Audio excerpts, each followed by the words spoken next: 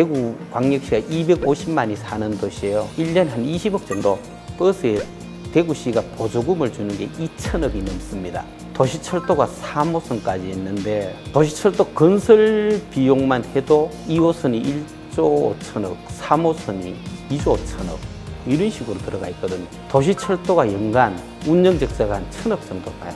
실제적으로 대구시는 1년에 한 3천억 정도를 거기다가 넣고 있어요.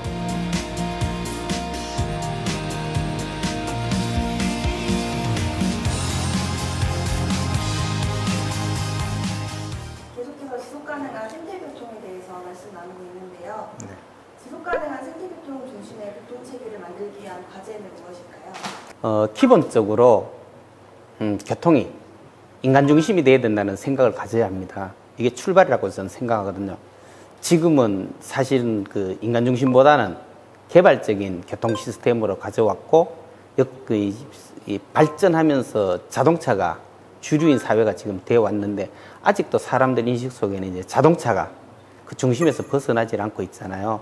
그래서 생태교통이란 부분을 우리가 받아들인다면은 인간 중심의 교통사회를 만들어 가야겠다라는 부분이 전제가 되어야 되고요. 인식이 있어야 됩니다. 그래서 지금 여기서 이제 정책이라는 이야기가 나오는데 실제적으로 정책은 시민들이 해 나가는 부분은 아니고 지방정부나 중앙정부가 하는 일들이거든요. 그리고 생태교통이 필요하다면은 거기에 예산을 투여해야 됩니다. 말로만 이해한다 해서는 정책은 만들어지지 않거든요. 우린 정책을 늘 볼 때 중앙정부나 지방정부가 얘네 예산을 얼마나 세웠느냐가 결국 이제 관건으로 보거든요.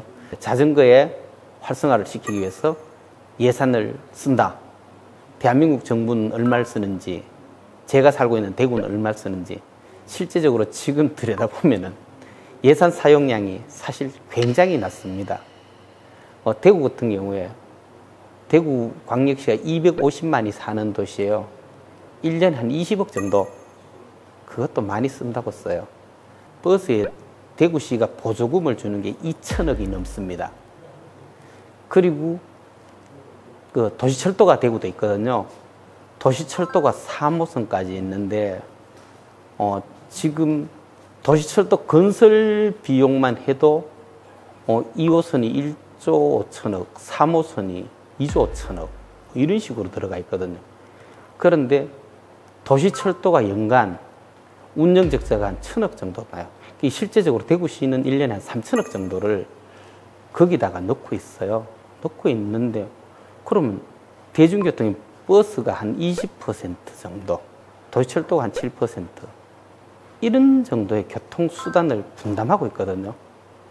그러면은 예를 들어서 자전거에 1년에 한 500억씩만 부으면은요, 자전거 수단 분담률이 한 4, 5년 만에 10% 이상 갈 수 있거든요. 지금 대구가 겨우 한 3% 정도 유지하고 있는 선입니다.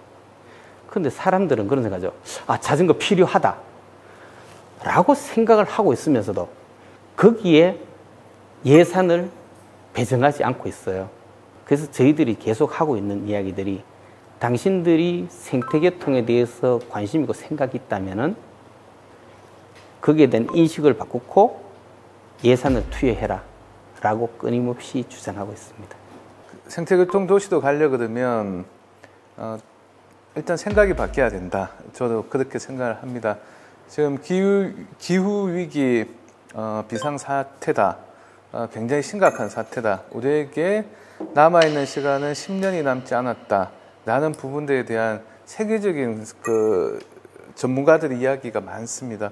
우리 일반 시민들, 정책을 만드는 사람들, 기업인들이 이 생각을 공유할 수 있을까가 가장 큰 과제이자 여기에 답이 있다라는 생각을 합니다.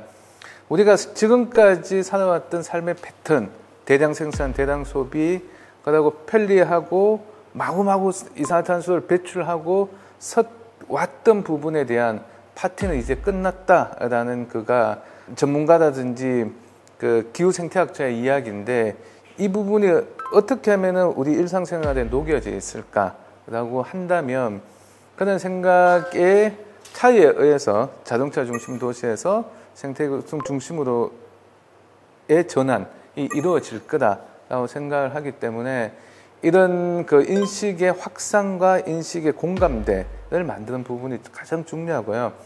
그리고 그 또한 저는 이제 더 중요한 거는 일반 시민들이 실천을 해야 됩니다. 맞다. 그러면은 우리 다 함께 지속 가능한 사회를 위해서 노력하자. 그래서 기후위기 비상행동이라고 하는 그런 큰 이렇게 타이틀에 함께 그 실천을 하고 그 실천이 모아진다 그러면 정책화될 것이고요. 그런 부분에서 인식 전환과 시민 실천과 그 정책화 이런 부분이 우리가 풀어야 될 과제라는 생각입니다. 보행과 자전거가 상생을 하려면 어떻게 해야 할까요? 사실 지금 현재 자전거 도로가 거의 80% 이상이 인도에 되어 있습니다. 이 자전거 도로를 인도에 만든 거는 우리나라가 98년부터 자전거 도로를 만들기 시작했어요. 그래서 그 당시 이해력 부족으로 자전거는 도로교통법상 차인데도 차도에 다니면 위험하다는 생각 하나 때문에 자전거 길을 인도에 올리기 시작했습니다. 그래서 저도 자전거 운동하고 있으면 중앙정부에 끊임없이 했던 이야기 그거예요. 이거 자전거 차인데 인도에 이렇게 자전거 도로를 만들면 안 된다. 나중에 이거 도대체 세월이 많이 지서 누가 책임질 거냐고 이야기를 했거든요. 결국은 그 당시 만든 사람들은 나이가 들어갔고 퇴직에 다 가고 없고요. 박근혜 정부 때 정부에서 비정상화의 정상화라는 그런 사업을 한 적이 있습니다. 그게 뭐냐, 각 분야에 좀 비정상적으로 된 거를 정상적으로 만들어 보자. 그렇게 해서 자전거에 채택된 게 인도에 자전거 길이 많으니 이거 전부 다 조사해봐.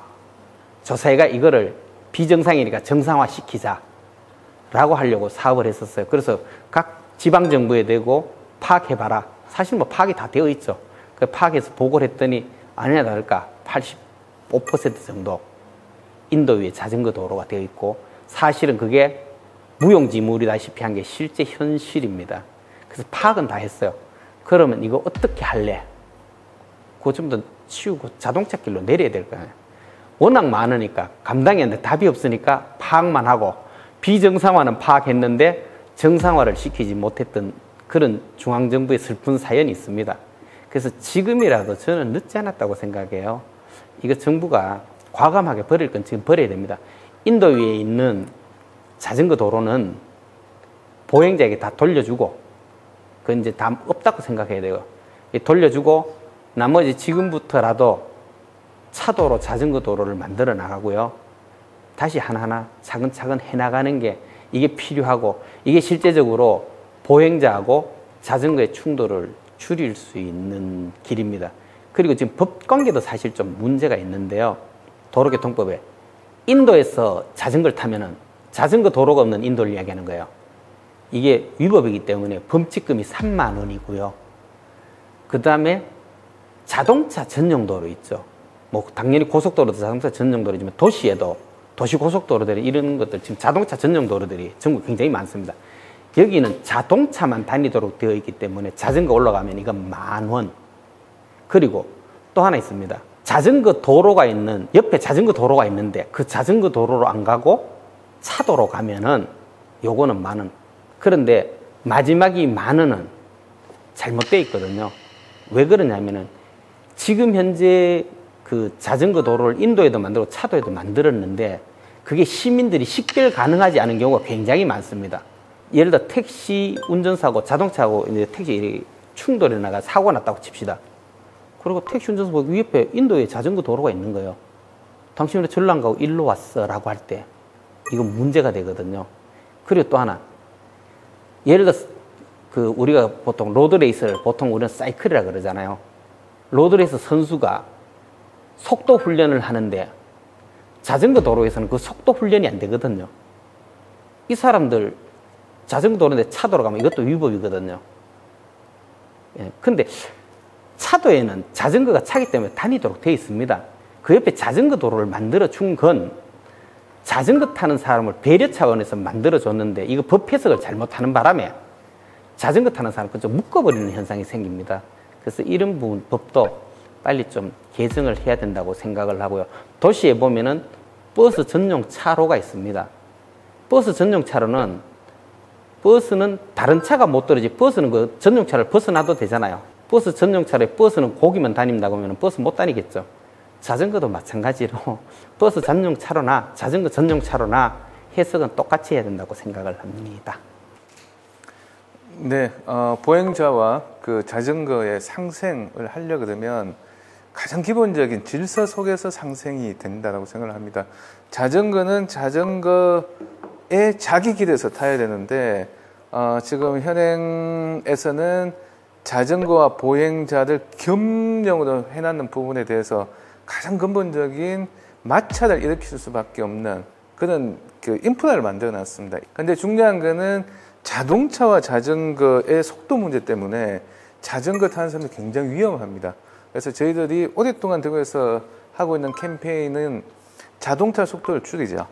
그리고 맨 마지막 차선만이라도 자전거와 자동차가 공존할 수 있도록 20km나 그 25km 정도의 속도를 낮추어줘서 그 차도에서 자전거가 안전하게 갈 수 있게끔 스포트를 하자라는 부분에서 그런 부분에서 자전거와 보행의 상생이 중요하다고 생각을 하고요. 그렇게 나아가는 방향에서 자전거와 그 보행의 겸용 부분에서는 서로 배려한다든지 일정 정도의 협력이 필요하겠지만 궁극적인 상생은 자전거가 자기 길에서 정확하게 갈 수 있도록 보행자와 자전거 타는 사람들이 서로 협력해서 제대로 된 생태교통 질서를 만들어야 된다는 부분이고요.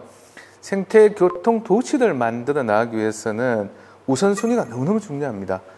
그 자전거, 걷기, 또 요새 많이 나오는 PM, 퍼스널 모빌리티, 전기 자전거, 이렇게 다 이렇게 생태교통일 수가 있는데 거기에서도 걷는 사람 중에 보다 장애인이나 약자들이 우선순위, 그리고 난 다음에 자전거, 그 다음에 인라인 스케이트나 PM 같은 이런 이렇게 서로에 대한 질서를 정리 안 해놓으면 모두가 생태교통이다. 그래서 같이 이렇게 혼잡해서 해라라고 하면 거기에서 방향이 틀려지게 되고 그 잘못된 그 결과를 낳기 때문에 저희들이 지향하는 지속가능 발전에서 생태교통의 우선순위 이 부분도 굉장히 중요하기 때문에 이런 부분에서 보행자와 자전거의 상생관계가 있지 않을까라는 생각을 합니다.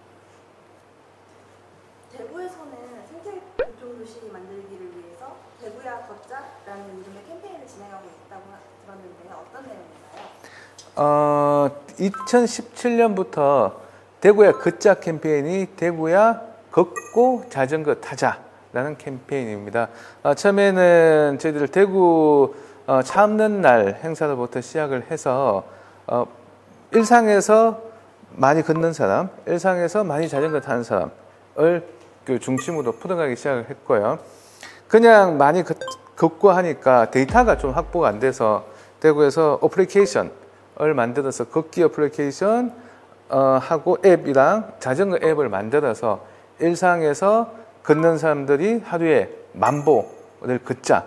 만보 캠페인 플러스 또 자전거는 출퇴근 시간에 자전거를 타면 평상시에는 저희들 1km 타면 1포인트를 줬는데 출퇴근 시간에 자전거를 타면 10포인트를 줘서 출퇴근을 장려하는 정책을 만들고요.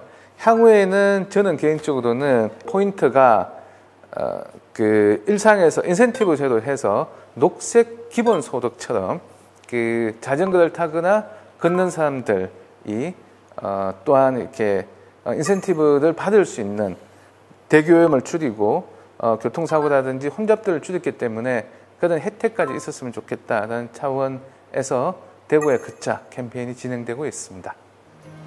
어떤 도시가 자전거로 가장 많이 출근하는 사람들이 많은지, 그리고 매일매일 어떤 시간대에 자전거로 출퇴근하는 사람들이 많은지에 대한 저희들 데이터를 다 가질 수 있기 때문에 그 데이터를 근거로 해서 정책적 제안도 하고 또 시민들한테 의미 부여도 하고 그걸 가지고 또 나름의 작은 보상도 하고 이런 자전거 출퇴근 챌린지를 통해서 자전거 생태계도 바꾸고 자전거 정책도 전환시키지 않을까